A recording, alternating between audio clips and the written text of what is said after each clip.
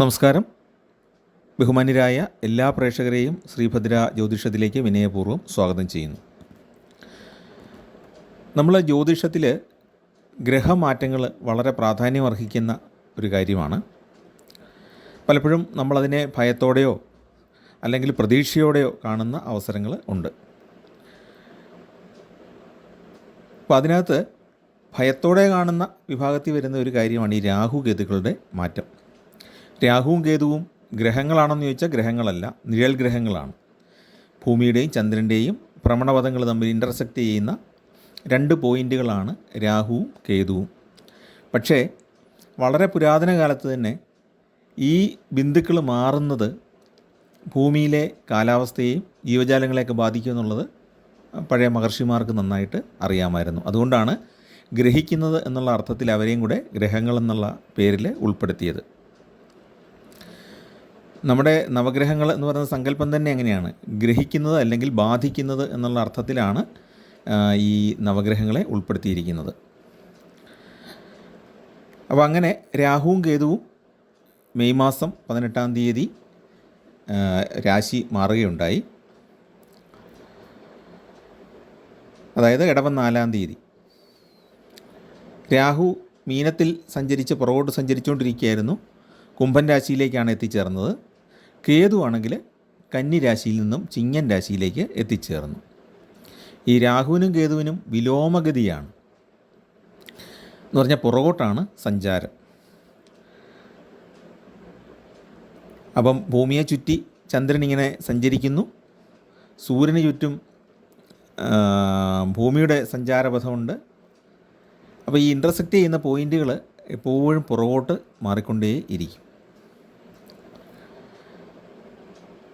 അപ്പോൾ അങ്ങനെ ഈ ബിന്ദുക്കളെ വലിയ കാന്തിക ശേഷിയുള്ള ബിന്ദുക്കളായിട്ടാണ് പഴയ ഗ്രന്ഥങ്ങളിൽ പറഞ്ഞിട്ടുള്ളത്.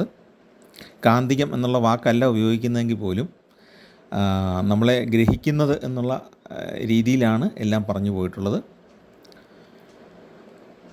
നിങ്ങൾക്ക് രാഹു കേതുക്കളെ പറ്റി കൂടുതലിങ്ങനെ വായിക്കുകയാണെങ്കിൽ നിങ്ങൾക്കത് അറിയാൻ പറ്റും. ഗൂഗിളിലൊക്കെ സെർച്ച് ചെയ്യുക, അല്ലെങ്കിൽ പുസ്തകങ്ങളുണ്ട് അതിനെപ്പറ്റി, അതൊക്കെ വായിച്ചാൽ നിങ്ങൾക്ക് അറിയാൻ പറ്റും. ഒരുപാട് പുരാണ കഥകളുമുണ്ട്. ചന്ദ്രഗ്രഹണം, സൂര്യഗ്രഹണം ഇതൊക്കെ ഉണ്ടാകുന്നതിൻ്റെ കാരണങ്ങൾ ഗണിതപരമായിട്ട് തന്നെ പഴയ ഗ്രന്ഥങ്ങളിലെ പഴയ ജ്യോതിഷ പുസ്തകങ്ങളിൽ വ്യക്തമായിട്ട് പറയുന്നുണ്ട്. ഗ്രഹണം എപ്പോൾ ഉണ്ടാകും, ചില സമയത്ത് ഈ ബിന്ദുക്കൾ നമ്മളെ പാസ് ചെയ്ത് പോകുമ്പോൾ സൂര്യനോ ചന്ദ്രനോ ഒന്നും മറയാത്തത് കൊണ്ട് തന്നെ ഗ്രഹണം അസംഭവം എന്ന് പഞ്ചാംഗത്തിൽ എഴുതി കാണാം.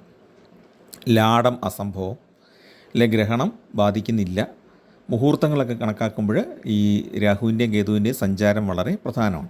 അപ്പോൾ എന്താണെങ്കിലും നമുക്കിന്നിപ്പം നോക്കാനുള്ളത് മേടക്കൂറിൽപ്പെടുന്ന അശ്വതി, ഭരണി, കാർത്തികയുടെ ആദ്യ പാദം വരുന്ന നക്ഷത്രക്കാർക്ക് ഈ രാഹുവിൻ്റെയും കേതുവിൻ്റെയും മാറ്റം ഗുണകരമാണോ ദോഷകരമാണോ എന്നുള്ളത് നമുക്കൊന്ന് നോക്കാം. അപ്പം രാഹുവും കേതുവും ശരാശരി 1.5 വർഷമാണ് ഒരു രാശിയിലൂടെ സഞ്ചരിക്കുന്നത്. 1.5 വർഷം. അപ്പം മേടക്കൂറിൽ വരുന്ന നക്ഷത്രങ്ങൾ അശ്വതി, ഭരണി, കാർത്തികയുടെ ആദ്യ പാദം. അപ്പോൾ ഈ മേടക്കൂറുകാരെ സംബന്ധിച്ച്, അശ്വതി, ഭരണി, കാർത്തികക്കാരെ സംബന്ധിച്ച് രാഹുവിൻ്റെ രാശിമാറ്റം കൊണ്ട് സാമാന്യം ഗുണഫലമാണ് സിദ്ധിക്കുന്നത്. കഴിഞ്ഞ 1.5 വർഷമായിട്ട് ചെലവിൻ്റെ ഭാവമായ 12-ലായിരുന്നു രാഹുവിൻ്റെ സഞ്ചാരം.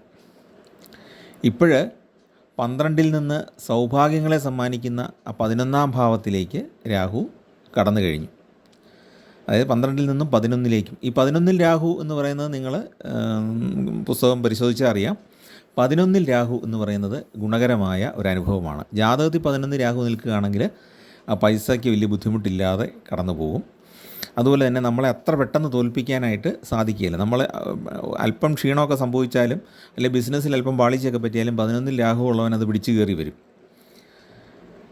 അപ്പോൾ അതുകൊണ്ട് ഗ്രഹചാരവശാൽ നോക്കുമ്പോഴും 11-ലെ രാഹു സഞ്ചാരം എന്ന് പറയുന്നത് ഗുണകരമാണ്. അപ്പോൾ മേടക്കൂറിൽ വരുന്ന അശ്വതി, ഭരണി, കാർത്തികക്കാർക്ക് 11-ലേക്ക് രാഹു വന്നു കഴിഞ്ഞു.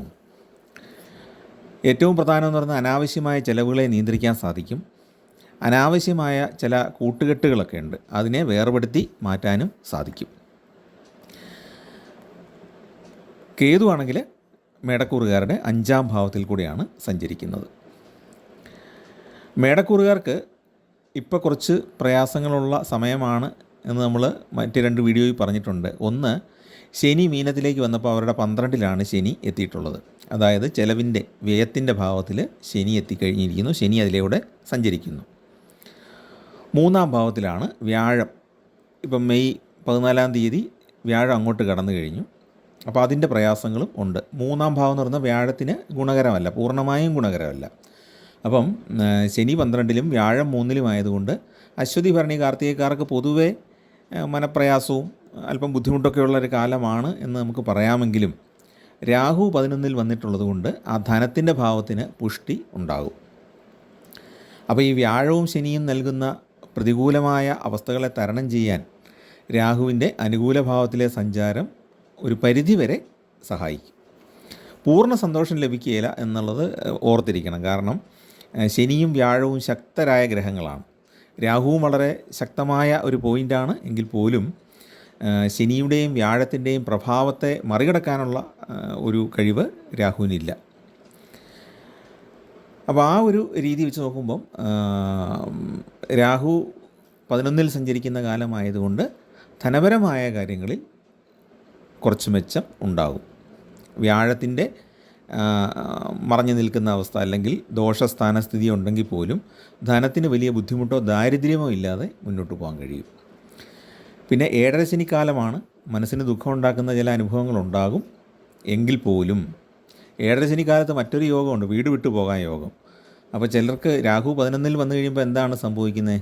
വിദേശത്തേക്ക് പഠിക്കാനോ ജോലിക്കോ ഒക്കെ പോകാനുള്ള അവസരങ്ങൾ ഉണ്ടാകും.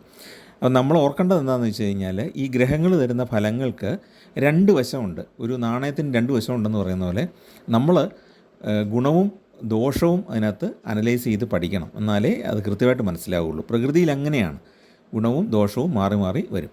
അപ്പോൾ രാഹു 11-ൽ വരുന്നത് കൊണ്ട് ഈ 7.5 ശനി ആണെങ്കിലും അതിൻ്റെ ഒരു അനുകൂല ഫലമാണ് വിദേശത്ത് പോയി പഠിക്കാനോ ജോലി ചെയ്യാനോ സാധിക്കുക എന്നുള്ളത്. അതിനുള്ള ധനം ഏതെങ്കിലും വിധത്തിൽ ലഭിക്കുകയും ചെയ്യും. പക്ഷേ ഈ രാഹു തരുന്ന ധനത്തിൻ്റെ ഒരു കുഴപ്പം എന്നാ? അതിൻ്റെ തിരിച്ചടവ് കുറച്ച് പ്രയാസമായിരിക്കും. എന്ന് പറഞ്ഞാൽ നമ്മൾ ഉദ്ദേശിക്കുന്ന രീതിയിൽ വരുമാനം വന്ന് തിരിച്ചടയ്ക്കാൻ പറ്റാത്തൊരു പ്രയാസം ഉണ്ടാകും. രാഹുവിൻ്റെ ധനം വരവല്ല അങ്ങനെയാണ്. ഒന്നുകിൽ പെട്ടെന്ന് വരും, പെട്ടെന്നൊരാവശ്യം വന്ന് പോകും, അല്ലെങ്കിൽ ഉദ്ദേശിക്കാത്ത ഒരാവശ്യത്തിന് വേണ്ടി അത് എടുക്കേണ്ടി വരും മാറ്റി വെച്ചാലും. അതേസമയം വ്യാഴമാണ് ധനം തരുന്നതെങ്കിൽ ദീർഘകാലം നിലനിൽക്കും. അതാണ് അത് തമ്മിലുള്ള വ്യത്യാസം. അപ്പോൾ 11-ലെ രാഹു വിദേശത്ത് പോകാനുള്ള ധനം നമുക്ക് എത്തിച്ചു തരും. കടമായിട്ടാണെങ്കിലും അല്ലെങ്കിൽ ഒരു സഹായമായിട്ടാണെങ്കിലും ഒക്കെ തൽക്കാലത്തേക്കത് എത്തിച്ചു തരും, പോകാൻ സാധിക്കുകയും ചെയ്യും. പിന്നെ മറ്റ് ഫലങ്ങൾ നോക്കുമ്പം ഇപ്പോൾ ചെയ്തു വരുന്ന മുഖ്യ തൊഴിലിനൊപ്പം ഒരു ഉപതൊഴിലും കൂടെ തുടങ്ങാനുള്ള യോഗമുണ്ട്. അതായത് ഒരു സൈഡ് ബിസിനസ് അതുകൂടെ ചെയ്യാനായിട്ട് സാധിക്കും. ഇപ്പോൾ ജോലിയൊക്കെ ചെയ്തു വരുന്നവർക്കാണെങ്കിൽ, സർക്കാർ ഉദ്യോഗസ്ഥർക്ക് അത് പറ്റിയില്ലെങ്കിലും സ്വകാര്യ മേഖലയിലുള്ളവർക്ക് വേണമെങ്കിൽ അതോടൊപ്പം തന്നെ ഒരു ജോലി കൂടെ ചെയ്യാം, അല്ലെങ്കിൽ ഒരു ചെറിയ ബിസിനസ് വേണമെങ്കിൽ ചെയ്യാം, അല്ലെങ്കിൽ ഓൺലൈനിൽ എന്തെങ്കിലും ഒരു കാര്യം ചെയ്യാൻ പറ്റും.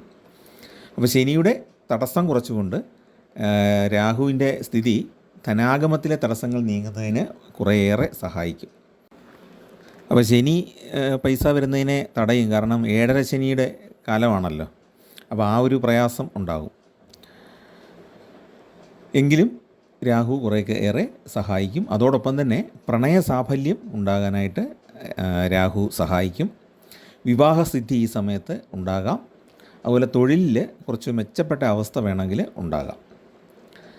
അപ്പം പൂർണ്ണമായിട്ടും അങ്ങ് ദോഷസ്ഥിതിയിലേക്ക് വ്യാഴവും ശനിയും ദോഷമായിട്ട് നിൽക്കുന്നു എന്നുള്ളത് കൊണ്ട് അയാൾക്ക് വലിയൊരു ബുദ്ധിമുട്ട് സംഭവിക്കുന്നില്ല. രാഹു അനുകൂലമാണ്. ഇനി കേതുവിൻ്റെ ഫലം നോക്കുമ്പോൾ കേതു 6-ൽ നിന്ന് 5-ലേക്കാണ് മാറുന്നത്. 6-ാം ഭാവത്തിൽ നിന്ന് 5-ാം ഭാവത്തിലേക്ക് മാറുന്നു. കന്നിയിൽ നിന്ന് ചിങ്ങത്തിലേക്കാണ് വരുന്നത്. 5-ാം ഭാവത്തിന് നമുക്ക് നമ്മുടെ ഉപാസന, നമ്മുടെ ഭക്തി അതിനെയൊക്കെ ബാധിക്കുന്ന ഒരു കാര്യമാണ്. സന്താനങ്ങളെ സൂചിപ്പിക്കുന്ന ഭാവമാണ്. ബുദ്ധി, പ്രതിഭ അതിനെയൊക്കെ സൂചിപ്പിക്കുന്ന ഭാവമാണ്. അപ്പോൾ ഈ കേതു പാപഗ്രഹമാണല്ലോ. രാഹുവും കേതുവും വളരെ പാപത്വമുള്ള ഗ്രഹങ്ങളാണ്. അപ്പോൾ കേതു 5-ലേക്ക് വരുമ്പോൾ ഉള്ള ഒരു പ്രയാസം എന്ന് പറയുന്നത് മക്കളുടെ കാര്യത്തിൽ ചില ഉത്കണ്ഠകൾ ഉണ്ടാകും. അതുകൊണ്ട് തന്നെ മക്കളുടെ എന്തെങ്കിലും കാര്യം വന്നാൽ തിരക്കിട്ടൊരു തീരുമാനം എടുക്കരുത്. അവരുമായിട്ട് ആലോചിച്ച് ആ സാഹചര്യം മനസ്സിലാക്കിയിട്ട് മാത്രമേ തീരുമാനം എടുക്കാവുള്ളൂ. മക്കളോട് നല്ല രീതിയിൽ പെരുമാറിയിട്ട് അവരെ മനസ്സിലാക്കണം, അവരുടെ ആശയങ്ങൾ മനസ്സിലാക്കണം, അവരെ അമിത സമ്മർദ്ദത്തിലാക്കരുത്. ആവശ്യത്തിന് മാത്രം നിയന്ത്രണത്തിന് പോവുക, അവരെ കാര്യങ്ങൾ പറഞ്ഞ് മനസ്സിലാക്കുക, ഉചിതമായ തീരുമാനം എടുക്കാനായിട്ട് അവരെ പ്രാപ്തരാക്കുക. അതുപോലെ തന്നെ മറ്റൊരു ഭാഗം പറയുകയാണെങ്കിൽ ഈ സന്താനഭാവമാണ് 5-ാം ഭാവം.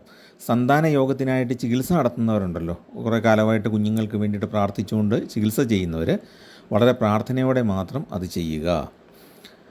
അതുപോലെ തന്നെ ഉദരരോഗത്തിന് ചികിത്സ വേണ്ടി വരുന്ന ഒരു കാലവുമാണ് ഈ മേടക്കൂറുകാർക്ക്. അശ്വതി, ഭരണി, കാർത്തിക കാൽഭാഗം നക്ഷത്രങ്ങളിൽ ജനിച്ചവർക്ക് വയറ് സംബന്ധമായ എന്തെങ്കിലുമൊക്കെ പ്രശ്നങ്ങൾ ഉണ്ടാകാൻ സാധ്യതയുള്ളൊരു കാലവുമാണ്. പിന്നെ നമ്മൾ ഈ പൊതുവായ പല കാര്യങ്ങളും ഇടപെടുമ്പോൾ നമുക്കെതിരെ ചില വിമർശനങ്ങൾ ഉയർന്നു വരാനും ഈ സമയത്ത് സാധ്യതയുണ്ട്. അതായത് ഈ 5-ാം ഭാവം സൂചിപ്പിക്കുന്ന വിവിധ ഭാവങ്ങളിൽ, വിവിധ വിഭാഗങ്ങളിൽ, നമ്മുടെ ജീവിതത്തിൻ്റെ വിവിധ ഘട്ടങ്ങളിൽ അല്ലെങ്കിൽ മേഖലകളിൽ കേതുവിൻ്റെ പ്രഭാവം, ആ പാപഗ്രഹമായ കേതുവിൻ്റെ പ്രഭാവം അനുഭവപ്പെടും. കുഞ്ഞുങ്ങളുണ്ടാകുകയില്ല എന്നൊന്നുമില്ല, വിവാഹം നടക്കുകയില്ല എന്നൊന്നുമില്ല. എന്ന് പറഞ്ഞാൽ ഉണ്ടാകാം, പ്രാർത്ഥന കൂടെ നമുക്ക് വേണം. ഈ കാലയളവിൽ ആത്മീയ ചിന്തകളും ദൈവഭക്തിയും വർദ്ധിക്കും. എന്താണ്? ഒന്ന് 7.5 ശനി. ശനി നമ്മളെ ആത്മീയ പാതയിൽ കൂടെ വഴിതിരിച്ച് വിടും. രാഹു 11 നിൽക്കുന്നു. രാഹു പല കാര്യങ്ങളും നമ്മളെ മനസ്സിലാക്കി തരും. ഇപ്പോൾ കാണാം, നമുക്ക് നേരത്തെ കഷ്ടകാലമായിരുന്നപ്പം അകന്നു നിന്ന പലരും ക്രമേണ അടുത്തടുത്ത് വരുന്ന കാണാം. അതുപോലെ തന്നെ നമ്മുടെ നല്ല കാലത്ത് നമ്മുടെ കൂട്ടത്തിൽ നിന്നിട്ട് പലരും അകന്നു പോകുന്നതും കാണാൻ സാധിക്കും. അതൊക്കെ ശനി മനസ്സിലാക്കുന്ന പോലെ തന്നെ രാഹുവും നമ്മളെ മനസ്സിലാക്കി തരും. പിന്നെ ദൈവഭക്തിയും ആത്മീയതയൊക്കെ വർദ്ധിക്കുന്നത് കൊണ്ട് നല്ല കർമ്മങ്ങൾ പലതും ചെയ്യാനായിട്ട് സാധിക്കും. നമ്മുടെ പാവങ്ങൾ കുറയും. മനസ്സുഖവും സന്തോഷവും കുടുംബത്തിൽ ഒരു വിധത്തിലുള്ള സമാധാനവും ഉണ്ടാകും. വ്യാഴം ദുസ്ഥാനത്താണെങ്കിലും രാഹുവിൻ്റെ സ്ഥിതി കൊണ്ട് കർമ്മരംഗത്ത് ചില നേട്ടങ്ങളും ഉണ്ടാകും. പ്രമോഷനൊക്കെ ഉണ്ടാകാം, അല്പം തടസ്സം വരും. 7.5 ശനി ആയതുകൊണ്ടും രാഹുവിനെ കൊണ്ട് കിട്ടുന്ന കാര്യമായതുകൊണ്ടും അത്ര പെട്ടെന്ന് എളുപ്പത്തിൽ വളരെ സന്തോഷകരമായിട്ടായിരിക്കില്ല, എങ്കിലും അതും വന്നു ചേരും. സ്ഥാന ഗുണം ഉണ്ടാകാൻ സാധ്യതയുണ്ട്. ചിലപ്പോൾ അതോടൊപ്പം ഒരു സ്ഥലം മാറ്റം ഉണ്ടായേക്കാം എന്ന് മാത്രം. ബിസിനസ്സിനെയും നല്ല രീതിയിൽ കൊണ്ടുപോകാനായിട്ട് സാധിക്കും. അപ്പോൾ 11 നിൽക്കുന്ന രാഹു എന്ന് പറയുന്നത് കുറേയേറെ നേട്ടങ്ങൾ തരുന്ന ഒരു അവസ്ഥയാണ്. ഇനി നമുക്ക് രാഹുവിൻ്റെ ആനുകൂല്യങ്ങൾ പൂർണ്ണമായിട്ട് കിട്ടാൻ എന്താണ് ചെയ്യേണ്ടതെന്ന് നോക്കുമ്പോൾ ഒരു നല്ല വഴിപാടാണ് സർപ്പദൈവങ്ങൾക്ക് ഇളനീര് സമർപ്പിക്കുക എന്നുള്ളത്.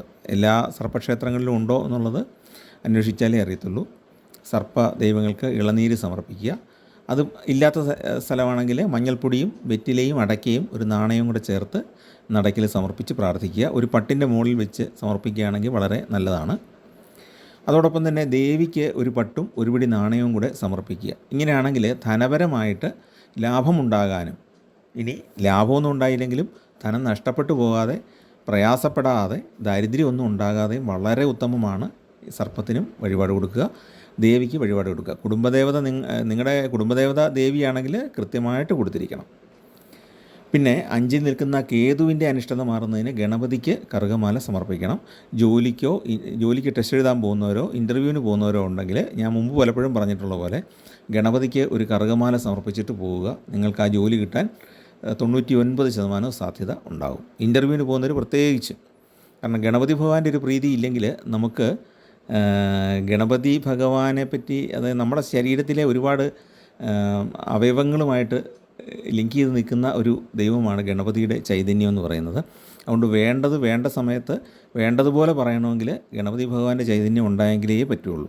അതുകൊണ്ട് തീർച്ചയായിട്ടും ഗണപതി ഭഗവാൻ ഒരു കറുകമാല സമർപ്പിക്കുക. ഒരു നെയ്വിളക്കൂടെ കൊടുക്കുകയാണെങ്കിൽ ഏറ്റവും നല്ലത്. പിന്നെ മനസ്സിന് എന്തെങ്കിലും പ്രയാസങ്ങൾ, 7.5 ശനിയാണ്, വ്യാഴം മറഞ്ഞു നിൽക്കുകയാണ്. വ്യാഴം പൂർണ്ണമായിട്ടുമല്ല, 3-ലാണ് നിൽക്കുന്നത്. എന്നാലും ചെറിയ ബുദ്ധിമുട്ട്, ചില സഹോദരങ്ങളെ കൊണ്ടുള്ള കുറ്റപ്പെടുത്തലുകളൊക്കെ ഉണ്ടാകാം. അപ്പോൾ ആ ഒരു സമയത്ത് മനസ്സിന് സമാധാനം കിട്ടാൻ വേണ്ടി മഹാദേവന് ധാര വഴിപാട് കഴിക്കുക. ഇതൊന്നും അധികം ചിലവുള്ള കാര്യമൊന്നുമല്ല. ഗണപതിക്കൊരു കറുകമാല, ശിവനൊരു ധാര കൊടുക്കുക, ദേവിക്കൊരു പട്ട് സമർപ്പിക്കുക, സർപ്പദൈവങ്ങൾക്ക് മഞ്ഞൾപ്പൊടിയും ദക്ഷിണയും കൂടെ സമർപ്പിക്കുക. ഇത് നിങ്ങളുടെ ജീവിതത്തിൽ വളരെയേറെ ഗുണഫലങ്ങൾ ഉണ്ടാക്കും. ആ ശനിയുടെ പ്രയാസങ്ങളും വ്യാഴത്തിൻ്റെ ആനുകൂല്യത്തിൻ്റെ കുറവും എല്ലാം രാഹു പരിഹരിച്ചു തരും. അപ്പോൾ അതുകൊണ്ടുകൂടിയാണ് ഞാൻ ഈ രാഹു കേതുക്കളുടെ മാറ്റത്തെപ്പറ്റി ഓരോ കൂറുകാരുടെ ആയിട്ട് പ്രത്യേകം പറയാം എന്ന് തന്നെ ഉദ്ദേശിച്ചത്. അപ്പം എല്ലാവർക്കും നന്മയുണ്ടാകട്ടെ. ചാനൽ ഇഷ്ടപ്പെട്ടെങ്കിൽ ദയവായിട്ട് സബ്സ്ക്രൈബ് ചെയ്യുക. നിങ്ങളുടെ കൂട്ടുകാർക്കും ബന്ധുക്കൾക്കും പരിചയക്കാർക്കൊക്കെ ഒന്ന് ഷെയർ ചെയ്ത് കൊടുക്കാനും അപേക്ഷിക്കുന്നു. എല്ലാവർക്കും നല്ല ഐശ്വര്യങ്ങളുണ്ടാകട്ടെ. മേടക്കൂറുകാരെ സംബന്ധിച്ചിടത്തോളം ദുഃഖിക്കേണ്ട സമയമല്ല, പ്രവർത്തന നിരതരാകേണ്ടതാണ് ആവശ്യം. അപ്പോൾ സന്താനങ്ങളുടെ കാര്യത്തിൽ അവരോട് സ്നേഹത്തോടെ പെരുമാറുകയും വീട്ടിലെ അന്തരീക്ഷം നല്ല സ്നേഹപൂർവ്വം കൊണ്ടുപോകാനായിട്ട് ശ്രമിക്കുക. എല്ലാവർക്കും നമസ്കാരം.